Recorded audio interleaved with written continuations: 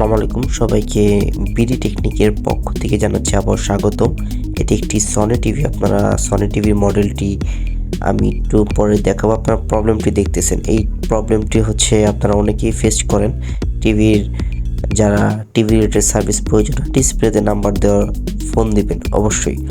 তো টিভির মডেলটি আমি দেখাই, দেখেন যে আপনার এটি হচ্ছে 43 ইঞ্চি একটা টিভি, 43w800C। এটি একটি সনির পপুলার মডেল। এই টিভিটা অনেক চলেছে। তো এইটার প্রবলেমটা আমি আপনাদেরকে দেখিয়েছি। আমি ব্যাক কভারটা কাজের সুবিধার্থে খুলে রেখেছি, আপনাদের একটু দেখাই। এটা হচ্ছে আপনার মাদারবোর্ড, এই কিপ্যাড আর এই পাশে আপনার ইনভার্টার পাওয়ার বোর্ড একসাথে। সো এটা হচ্ছে আমি কাজ করব।